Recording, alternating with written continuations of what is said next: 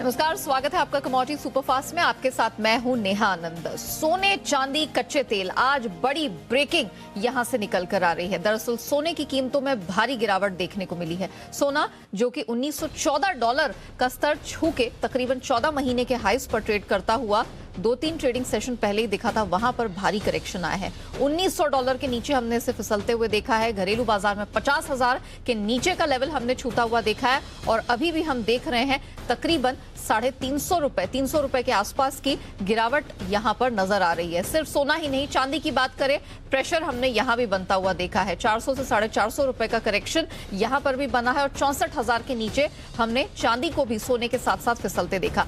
कच्चे तेल की बात की जाए तो यहां पर एक ड्रामेटिक टर्न अराउंड दिखा है। कहां कच्चा तेल ब्रेंट क्रूड पिछले ट्रेडिंग सेशन में $99 के स्तर पर चला गया था। लग रहा था कि अभी वो $100 का आंकड़ा पार कर जाएगा, लेकिन ऐसा हुआ नहीं। इसके ठीक विपरीत हमने सोने में एक स्टीप करेक्शन आता हुआ देखा। $96 के भी नीचे हमने इसे स्लिप करते हुए देखा है और घरेलू बाजार की बात की जाए तो 6800 के नीचे कच्चा तेल चला गया। हालांकि इसके ठीक विपरीत बेस मेटल्स में हमने देखा है कि एल्यूमिनियम को छोड़ दे तो बाकी सभी मेटल्स में चमक बरकरार है। ओपनिंग हुई पॉजिटिव नोट पे और तकरीबन चारों मेटल्स कॉपर, लेड, जिंक और निकेल, इसमें हम मजबूती के साथ ट्रेड होता हुआ देख रहे हैं। नेचुरल गैस में हालांकि आज प्रेशर बना हुआ है। चलिए, तो अब यहां से क्या रणनीति आपको अपनानी है, इस पर बात करेंगे। हमारे साथ मोतीलाल ओसवाल के अमित सजेजा जुड़ चुके हैं। Amit, good afternoon. बहुत ही ड्रामेटिक टर्न अराउंड हमने बुलियन और एनर्जी स्पेस में बनता देखा है। सबसे पहले सोने चांदी पर बात करते हैं। सोना चांदी, जिस तरह का प्रेशर अभी देखने को मिल रहा है, क्या लग रहा है? 50,000 हो गया, अब यहां से आगे मौका अभी भी है? क्या ये खरीद का एक अच्छा लेवल माने या फिर निकल जाए, शॉर्ट करें? जी नमस्कार। देखिए, अक्रॉस द बोर्ड जो कमोडिटीज में एक पैटर्न देखने मिला है वो ये है कि रिस्क ऑफ सेंटिमेंट को लेकर जो भी कमोडिटीज बढ़ी थी, चाहे वो गोल्ड हो या एल्यूमिनियम हो या इवन क्रूड ऑयल, उसमें हमें रिट्रेसमेंट आते हुए देखा है। क्योंकि कहीं ना कहीं ये एक मार्केट को एक सेंस आ रहा है कि जितने हद तक वो एक्सपेक्ट कर रहे थे कि रशिया और यूक्रेन के बीच या रशिया और यूएस के बीच टेंशंस बढ़ेंगे, उतने हद तक शायद नहीं है। और जो सैंक्शंस भी हैं वो इतने ज्यादा नहीं है कि जो एक जियोपॉलिटिकल रिस्क को और बढ़ाएं। तो ये एक थीम हमें अक्रॉस द बोर्ड देखने मिली है, जिसके चलते हमने सेल ऑफ आते हुए देखा है, चाहे वो गोल्ड हो या बेस मेटल्स में एल्यूमिनियम हो या क्रूड ऑयल हो। तो इसके चलते हम ये देख रहे हैं कि गोल्ड आज 300 रुपए नीचे है। मुझे लगता है कि टेक्निकली और 100 से 150 रुपए की जगह है, लेकिन उसके बाद इंट्राडे पर्पस के लिए एक शॉर्ट कवरिंग मूव आएगी जो प्राइसेस को दोबारा हो सकता है 50,200 से 250 तक लेके जाएगी। तो उस ट्रेड को प्ले आउट करने के लिए मैं डिप पे बाइंग की सलाह देना चाहूंगा। 49,850 के करीब 5250 का टारगेट होगा और 49,650 का थोड़ा एक डीप स्टॉप लॉस लेके चला जा सकता है। ओके, चांदी में भी यही कन्विक्शन है आपका? जी, सिमिलरली हम देख रहे हैं कि पिछले कुछ दिनों में सिल्वर एक लैगार्ड था, गोल्ड ने उसको ओवरटेक किया था, लेकिन आज सिल्वर काफी रेजिलिएंट है, होल्ड कर पा रहा है ऊपरी स्तरों पे। तो जो कट्स होंगे या जो फॉल होंगे वो थोड़े लिमिटेड हो सकते हैं। 63,500 से 600 के बीच सपोर्ट है, तो वहां पर आके एक बार मुझे लगता है कि सपोर्ट मिलेगा।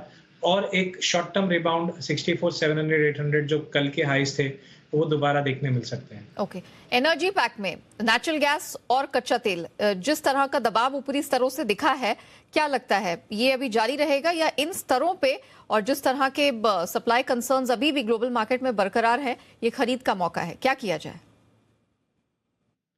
जी देखिए, इसमें दो पार्ट्स हैं। एक है शॉर्ट टर्म पर्सपेक्टिव जो फिलहाल नीचे की तरफ दिखाई दे रहा है 6,850 से 6,900 के नीचे जब तक प्राइसेस हैं एमसेक्स पर, और टारगेट 6,730 से लेकर 6,680 का हो सकता है। तो ये एक इंट्राडे नजरिया है।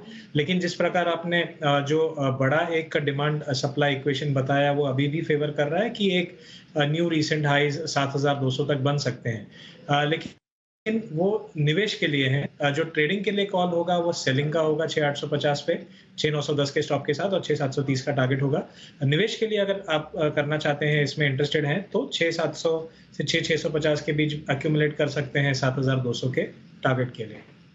मेटल स्पेस में क्या रणनीति अपनाई जाए, गिवन द फैक्ट कि एल्यूमिनियम और निकेल तेजी के बड़े कंटेंडर्स हैं? अभी तक तेजी रही भी है, मल्टी ईयर हाइस पर है। क्या लगता है अभी भी रूम बाकी है? देखिए, निकेल का जो थीम है, हमने देखा है कि निकेल में तेजी रशिया यूक्रेन क्राइसिस से पहले भी आई थी। हमने 1700 के ऊपर के लेवल देखे थे और 1820 तक के लेवल भी देखे थे इसके पहले। तो मेरा मानना है कि वहां पर एक सेक्युलर थीम जो है निकेल में, वो बुलिश है, तेजी की है, इसलिए वहां पर हर डिप पे बाइंग करनी चाहिए। पोजिशनल बेसिस पे डेली या वीकली क्लोजिंग बेसिस 1820 बहुत महत्वपूर्ण सपोर्ट है। जब तक उसके ऊपर है तब तक जो नेक्स्ट लेवल होगा वो 1940 होगा, और थोड़ा सा मीडियम टर्म देखा जाए 2 से 3 महीने, तो मैं 2050 तक के स्तर भी निकेल में देख रहा हूं, तो यहाँ पर डेफिनेटली बाइंग का मौका है। जहां पर बाकी बेस मेटल से खास करके जिंक, मुझे लगता है कि ऊपरी स्तरों पे 302 के करीब एक रेजिस्टेंस है, तो वहां से दबाव मिलेगा, तो एक दायरे में कारोबार होगा। मुझे बहुत इमीडिएट अपसाइड की उम्मीद जिंक में एटलीस्ट नहीं दिखाई देती।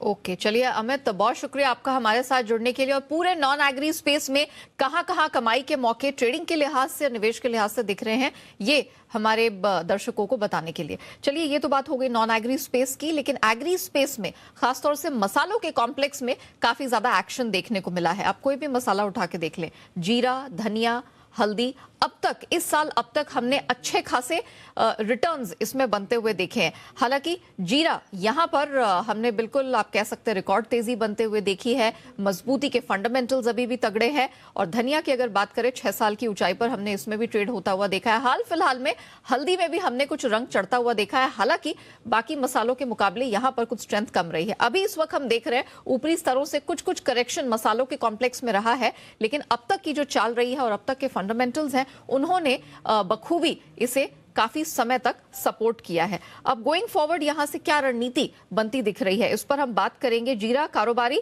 किशोर शाह हमारे साथ जुड़ चुके हैं। किशोर जी नमस्ते, जरा बताइए, जीरे में इस साल अब तक 30% की कमाई कराकर दी है, किस प्रकार के फंडामेंटल्स हैं, स्पॉट में कैसी डिमांड निकल कर आ रही है घरेलू और एक्सपोर्ट के फ्रंट पर, जरा बताइए। हाँ जी, नमस्कार नेहा जी। नमस्ते। जीरे में सबसे बड़ी बात यह है, इस बार तेजी का एक ही मुख्य कारण है कि सोइंग हुई है, वो 50% सोइंग हुई है। और दूसरा रीजन सबसे बड़ा है, सोइंग कम होने के बावजूद जो मौसम है, वो मौसम जीरा के फेवर में नहीं रहा है। तो अभी जो लास्ट 15 दिन से जो मौसम चल रहा है, जो हवाएं चल रही है, वो जीरे के लिए बहुत ही खराब है। जीरा ने इवन कोई भी एग्रीकल्चर आइटम ले लीजिए, आप कमोडिटी ले लीजिए, सबके लिए हवाएं बहुत खराब चली है। इसके हिसाब से जो आने वाला प्रोडक्शन है वो कम से कम 15-20% कम हो जाएगा। एक तो सोइंग कम थी, उल्टा ये प्रोडक्शन कम हो जाएगा। उसके हिसाब से ये तेजी कंटिन्यू रही है और आगे भी ये तेजी कंटिन्यू रहेगी। किशोर जी, अभी त्योहारी सीजन आ रहा है, अब यहाँ पर महाशिवरात्रि है और फिर उसके बाद होली, तो मुझे जरा बताइए कि डोमेस्टिक डिमांड कैसी है, और खबरें ये भी है कि इस बार सीरिया में भी उत्पादन कुछ कम है, तो एक्सपोर्ट की डिमांड गोइंग फॉरवर्ड कैसी दिख रही है? हाँ, एक्सपोर्ट की डिमांड जो अभी जस्ट ये गल्फ पूरा हुआ, गल्फ फूड के अंदर भी काफी सौदे हुए एक्सपोर्ट के, और अभी चाइना जो चुपचाप बैठा है वो भी लगभग मेरे हिसाब से 10-15 दिन में आ जाएगा। तो एक्सपोर्ट की डिमांड, वैसे पाइपलाइन पूरी तरह खाली है। एक्सपोर्ट की डिमांड मार्च के अंदर अच्छी आएगी, मार्च और अप्रैल के अंदर, और आगे रमजान भी है अप्रैल के अंदर, तो उसके सब डिमांड तो अच्छी निकल के आएगी। रही सवाल डोमेस्टिक की, तो डोमेस्टिक के अंदर भी अभी मतलब ये जो घरेलू जो सीजन होती है वो लगभग 1 मार्च से चालू होती है, तो ये भी डिमांड निकल के सामने आएगी। उस समय जीरा कम से कम इस भाव से लगा के 15 से 20 रुपए किलो की और तेजी बन सकती है। ओके, चलिए, तो जीरे में मजबूती का ट्रेंड बरकरार है। ऑफ कोर्स हमारे एक्सपर्ट्स आपको लगातार कह ही रहे हैं कि अगर जीरे में आपकी खरीद की पोजीशन है, लॉन्ग पोजीशन है, बिल्कुल बने रहना चाहिए। आज 11:30 बजे भी हमारे साथ बीरेन वकील जी जुड़े थे और उन्होंने कहा है कि वो गोइंग फॉरवर्ड यहाँ पर 23 से 24 हजार का लेवल वायदा में गोइंग फॉरवर्ड बनते देख रहे हैं। किशोर जी, बहुत शुक्रिया आपका हमारे साथ जुड़ने के लिए और हाजिर बाजार का पूरा हाल दर्शकों के सामने रखने के लिए। चलिए, तो कमोडिटी सुपरफास्ट में इतना ही, मुझे दीजिए इजाजत, लेकिन बने रहिएगा जी बिजनेस के साथ। 4 बजे की बड़ी खबरें लेकर हम जल्द हाजिर होंगे।